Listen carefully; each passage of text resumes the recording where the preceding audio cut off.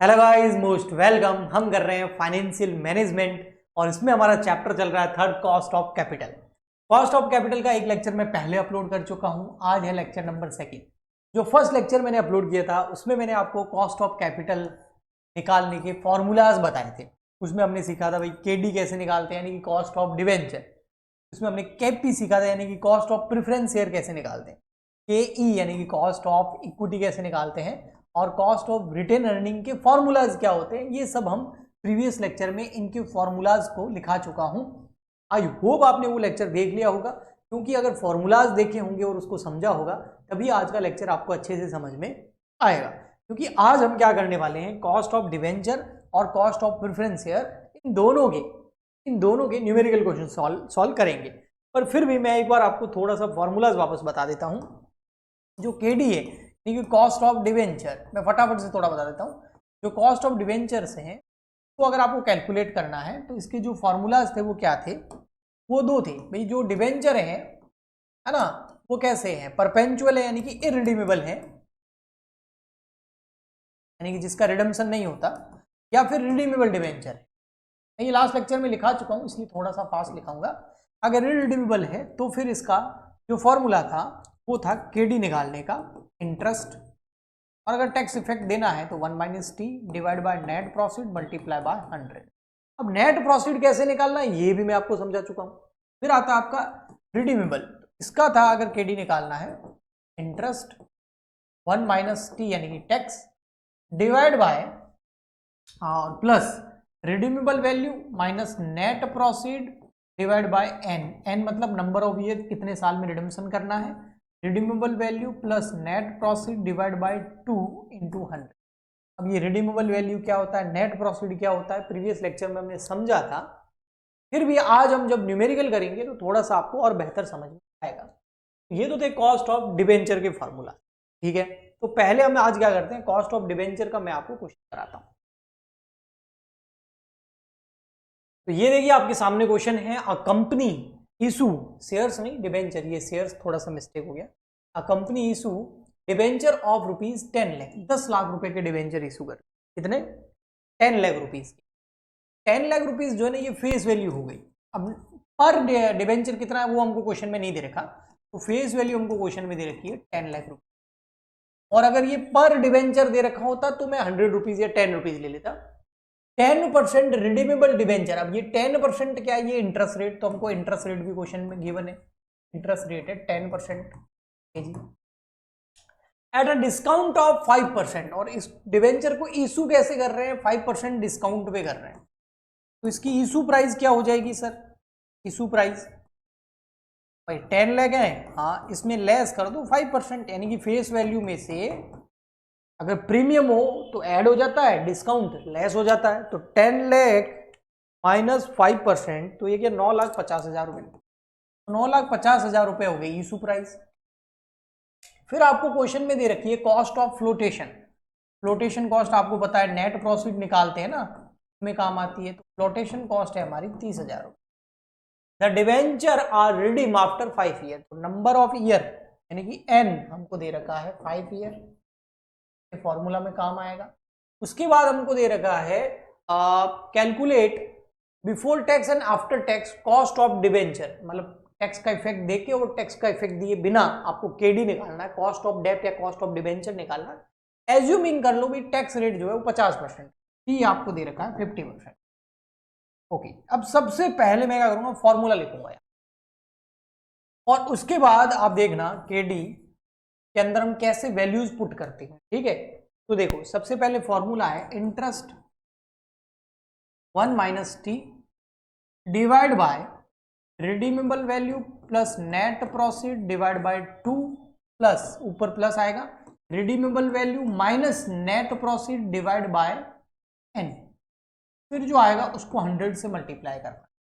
तो अब यहां पर देखो हम एक एक वैल्यू पुट करते हैं। सबसे पहले आता है इंटरेस्ट।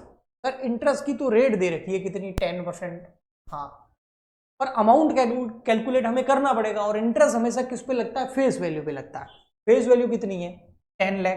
तो यहां पर हम आराम से इंटरेस्ट निकाल सकते हैं 10 लाख का 10%, तो इंटरेस्ट हो गया हमारा 1 लाख रुपए।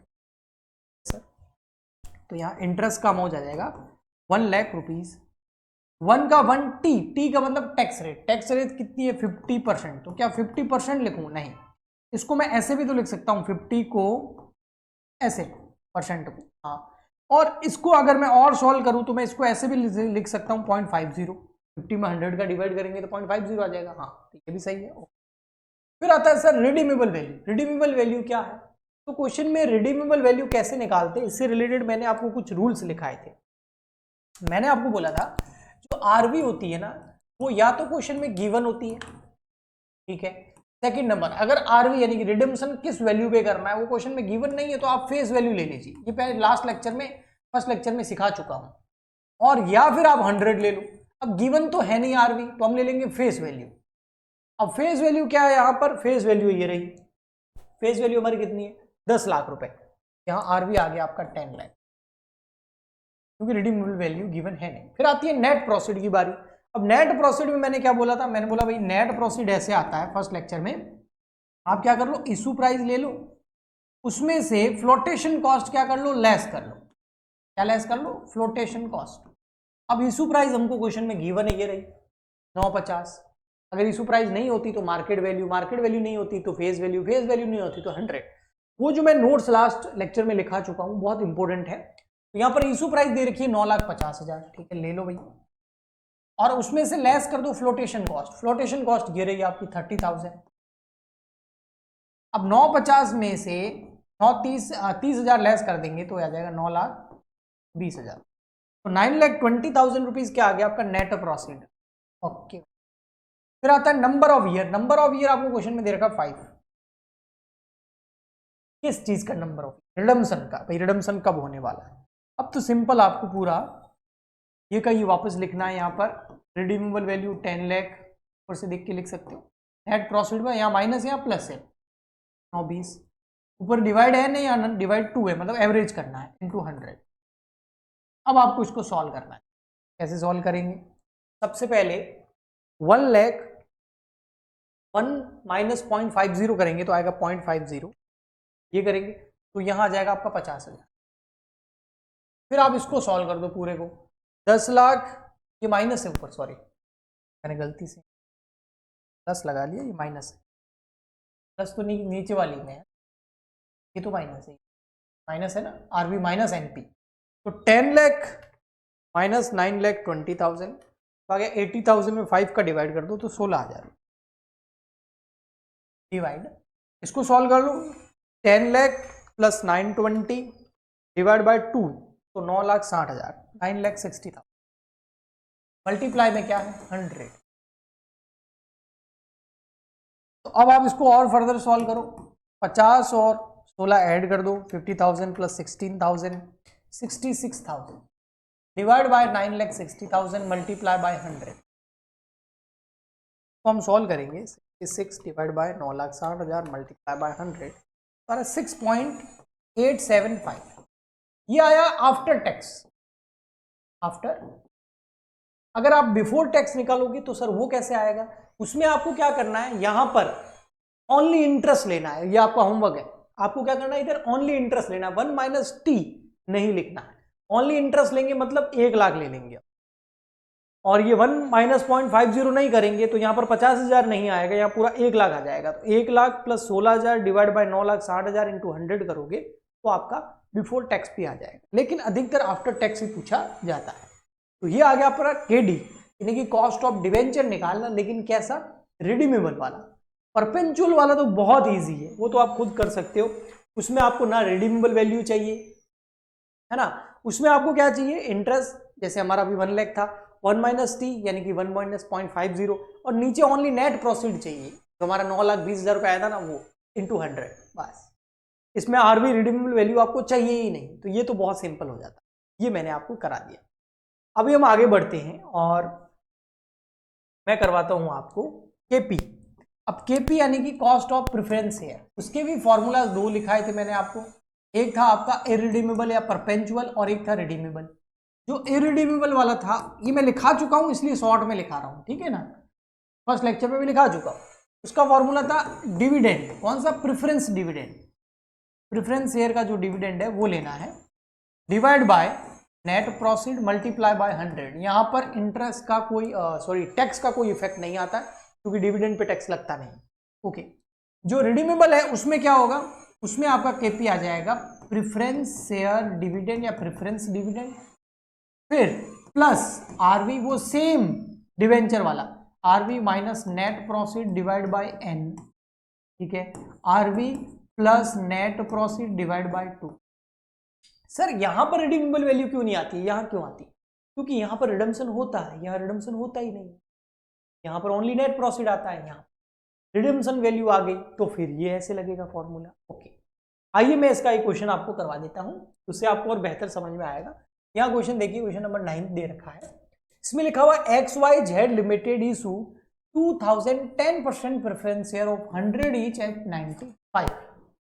तो क्या क्या दे रखा है आपको, बहुत सारी चीजें दे रखी। इसने एक तो दे दिया आपको डिविडेंड की रेट, आपको गिवन एक तो डिविडेंड रेट वो कितनी है 10%।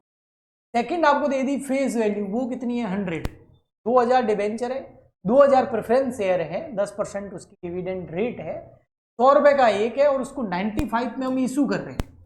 तो फेस वैल्यू आ गई आपकी जो पार वैल्यू होती है ना 100, और इशू प्राइस आ गई आपकी 95। इशू प्राइस क्या आ गई 90, और क्या दे रखा, the company propose to redeem the preference share at the end of the 10th year. तो आपको एन यानी कि नंबर ऑफ ईयर दे रही है। अब क्या करें सर, फॉर्मूला लिखो सबसे पहले, उससे ही सॉल्यूशन आएगा।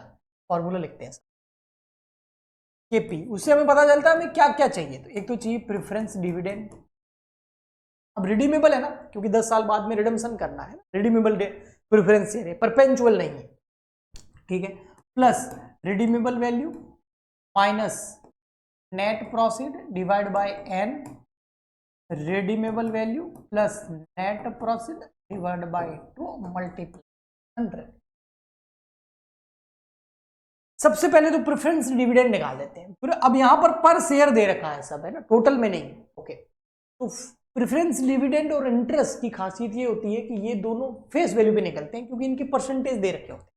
तो अगर मैं डिविडेंड को अमाउंट में निकालूं तो वो हो जाएगा फेस वैल्यू कितनी है 100, 100 का 10% हो जाएगा 10 रुपए, ठीक है, तो ये आ गया सर 10 रुपए। रिडीमेबल वैल्यू, रिडीमेबल वैल्यू का देखो क्या लिखाया था मैंने आपको लास्ट लेक्चर में, फर्स्ट तो गिवन होती है क्वेश्चन में, गिवन नहीं हो तो फेस वैल्यू ले लो, फेस वैल्यू भी नहीं हो तो 100 मान लो। अब इस क्वेश्चन के अंदर रिडीमेबल वैल्यू आपको कहीं भी नहीं दे रखी कि 95 है, 90 है, 100 है, 110 है, तो फिर हम क्या ले लेंगे फेस वैल्यू। फेस वैल्यू हमको पता है कितनी है 100, तो सेकंड ऑप्शन हमारा फेस वैल्यू होता है। तो यहां पर रिडीमेबल वैल्यू हो गई आपकी, माइनस क्या करना है आपको, माइनस करना है आपको नेट प्रॉफिट, माइनस क्या करना है नेट प्रॉफिट। अब नेट प्रॉफिट का फॉर्मूला आप जानते हैं, issue price minus flotation cost, issue price minus flotation cost. अब इशू प्राइस आपको क्वेश्चन में गिवन है, ये रही 95, फ्लोटेशन कॉस्ट आपको गिवन नहीं है, तो ये नेट प्रॉफिट आ गया 90 डिवाइड बाय एन, एन कितना है 10, नंबर ऑफ ईयर कितने साल में रिडम्पशन का, ब्रैकेट में बंद करो डिवाइड, फिर वापस वही रिडीमेबल वैल्यू, वो तो 100 है, ऊपर माइनस था यहाँ प्लस है, नेट प्रॉफिट ऊपर कितनी थी 95 को प्लस हो जाएगी डिवाइड बाय 2 मल्टीप्लाई बाय 100। यानी कि एक बार आपने डिविडेंड निकाल दिया, रिडीमेबल वैल्यू निकाल दी और नेट प्रॉफिट निकाल दिया, उसके बाद तो कुछ भी नहीं है, ओनली फॉर्मूला सॉल्व करना। तो यहां सॉल्व करते हैं, ये 10 का 10, 100 में से 95 वे बच गया 5, डिवाइड कर दो 10 का तो आ गया 0.5, नीचे 100 प्लस 95 डिवाइड बाय 2 तो ये क्या 97.5 मल्टीप्लाई बाय 100। फर्दर आगे और सॉल्व करेंगे तो ये हो जाएगा 10.05, 10.5 divide by 97.5 multiply by 100, 10.5 divide 97.5 multiply by 100, तो ये आ गया 10.77%। ये क्या आ गया KP, cost of preference share 10.77 आ गया। अब यहां पर परपेंचुअल वाला मैंने इसलिए नहीं कराया, बहुत इजी है, क्योंकि अगर आपको ये आ गया ना तो ये तो बहुत इजी है, इसमें रिडम्पशन नहीं होगा, नंबर ऑफ ईयर नहीं दे रखे होंगे कितने साल बाद रिडम्पशन का, आपको ओनली प्रेफरेंस डिविडेंड लेना, जैसे अभी हमने लिया था 10, डिवाइड करना नेट प्रोसीड का, जैसे अभी हमारा कितना था net proceed 95, 10 divide by 95 multiply by 100। अगर रिडीमेबल वैल्यू नहीं दे रखी हो, रिडम्पशन के बारे में नहीं दे रखा हो, वहां साफ साफ लिखा होगा इरिडीमेबल डिवेंचर या इरिडीमेबल प्रेफरेंस शेयर, तो उस केस में हम ये फॉर्मूला अप्लाई करें। आई होप आपको इससे मदद मिलेगी। नेक्स्ट लेक्चर के अंदर हम आपको केई यानी कि कॉस्ट ऑफ इक्विटी और कॉस्ट ऑफ रिटेन अर्निंग के कुछ क्वेश्चंस करा दूंगा, फॉर्मूला अप्लाई करना सिखा दूंगा, जिससे आप अपनी बुक के क्वेश्चन सॉल्व कर पाएंगे। आई होप आपको इन वीडियो से मदद मिल रही होगी। प्लीज ज्यादा से ज्यादा सब्सक्राइब करें, लाइक करें, शेयर करें। मिलते हैं नेक्स्ट लेक्चर में, तब तक के लिए गुड बाय।